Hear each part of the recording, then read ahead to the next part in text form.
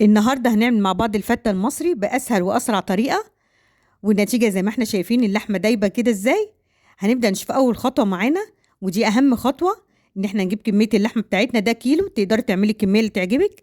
أهم حاجة طاسة على النار تكون سخنة، النار عالية، معلقتين 3 سمنة وعليهم معلقة زيت عشان السمنة ما تحرقش مننا. ونبدأ نرص اللحمة واحدة واحدة، كمية قليلة كمية قليلة على قد الطاسة بس، يعني مش هناخدها كلها مرة واحدة. لو حطينا اللحمة كلها مرة واحدة هتنزل السوائل اللي فيها وهتنشف مننا.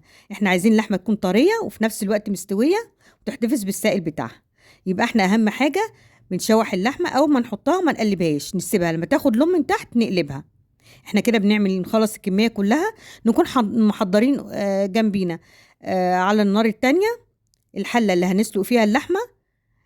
أهم حاجة تكون المية بتغلي كويس جدا. اللحمة اللي احنا بنشوحها ناخدها واحدة واحدة نحطها في الشوربة، وأهم حاجة زي ما قلنا تكون المية بتغلي. بعد ما خلصنا كمية اللحمة كلها، هنبدأ بقى النار تكون عالية على اللحمة، على حالة الشوربة نبدأ نشيل الريم.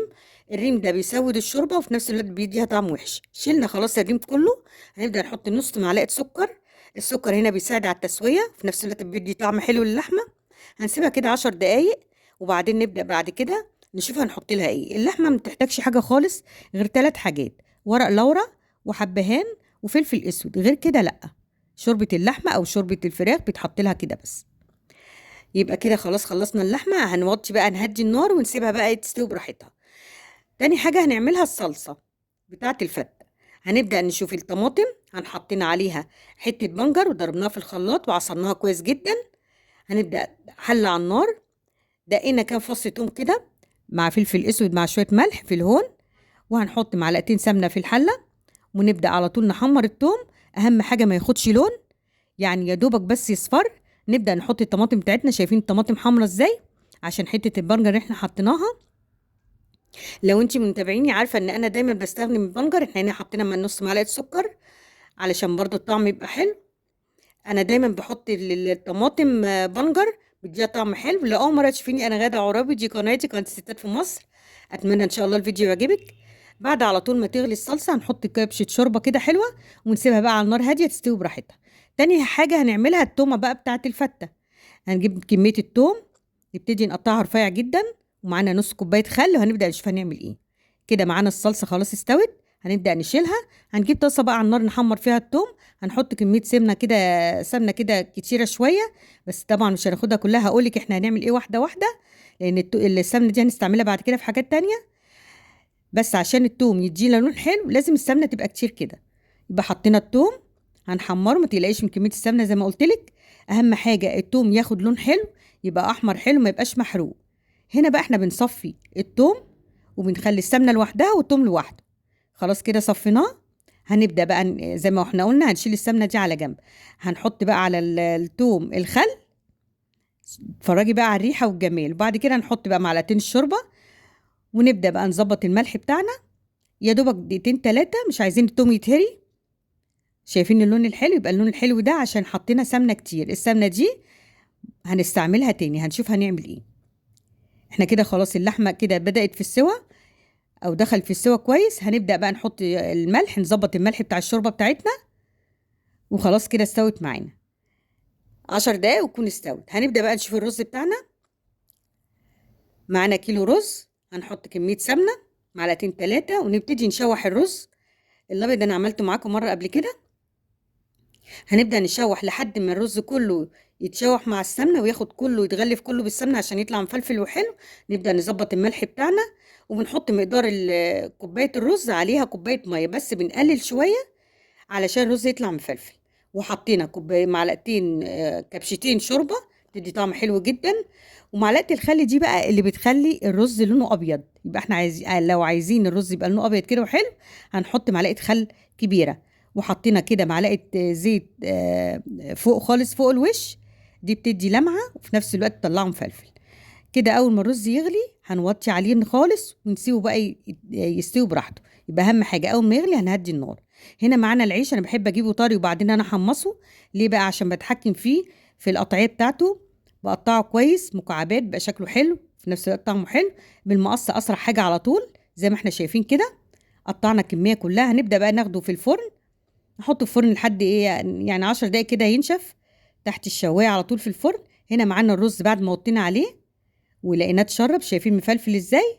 هنبدا بقى ولونه تحفه طبعا عشان معلقه الخل. هنبدا بقى نقلبه وبعد كده نسويه بظهر المعلقه كده 3/4 سوا.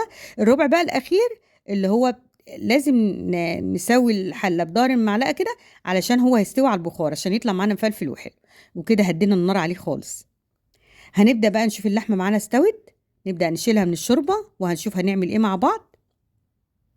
طبعا زي ما احنا شايفين اللحمه لونها حلو ازاي، بس لسه برضه هنحمرها تاني متماسكه معانا وفي نفس الوقت طريه من جوه عشان الخطوه اللي احنا عملناها في الاول ما طلعتش ناشفه ولا حاجه. جربي الطريقه دي ان شاء الله هتعجبك. طبعا العيد الكبير قرب وكل الناس بتعمل الفته المصري، اتمنى تجربي طريقتي وتعجبك زي ما احنا شايفين اهو. هنشوف الخطوه الجايه بقى هنعمل ايه. هنجيب الطاسه على النار، السمنه بقى اللي احنا شلناها هناخد كميه منها اللي هي اللي احنا حمرنا فيها التوم. هنبدا بقى نحمر فيها اللحمه يبقى طعمها حلو جدا عشان احنا خدنا السمنه بتاعه التوم مطرح طعم التوم، هتدي طعم حلو جدا للحمه بتاعتنا.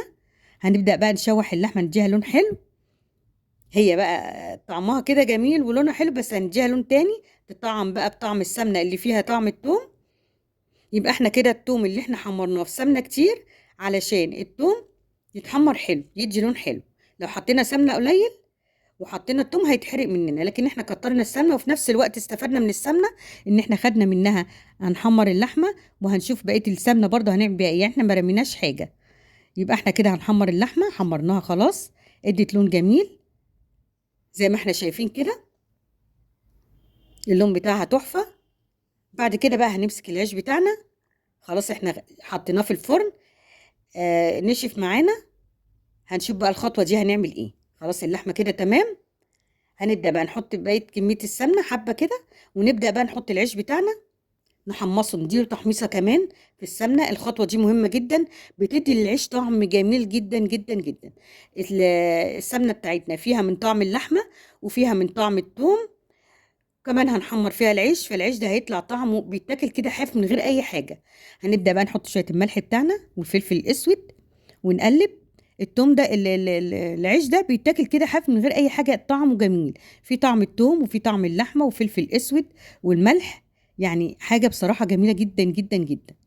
خلاص احنا خلصنا التوم، هنبدا بقى نجيب البايركس بتاعنا او الصينيه، ناخد كده العيش وهو سخن نحط عليه كبشه بقى من التوم اللي احنا عاملينه بالخل وكبشتين من الصلصه ونبدا نقلب. احنا مش عايزينه طري يعني نحط الشوربه ولا حاجه، احنا التومه بتاعتنا الخل بالتوم اللي احنا عاملينه فيه طعم الشوربه، وفي نفس الوقت احنا عايزين العيش ناشف كده، هو كده بيطلع مقرمش شويه فيه تكه بسيطه، وفي نفس الوقت الرز لما يتحط عليه هيطريه شويه.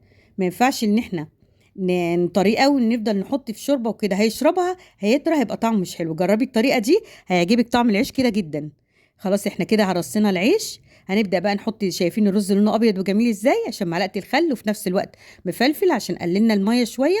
وزي ما احنا قلنا التسويه اهم حاجه، ان احنا اول ما يبدا يغلي بنهدي النار ونسيبه هيستوي هيبقى زي الفل زي ما احنا شايفين كده. بنبدا بقى نساوي كده الشكل عشان الشكل اهم حاجه، العين بتاكل قبل البق زي ما قلت قبل كده. نظمي كده اكلك وخلي شكله كده حلو زي المطاعم عشان ولادك يحبوا الاكل بتاعك ويبقى شكله حلو ومتزوق كده وحلو.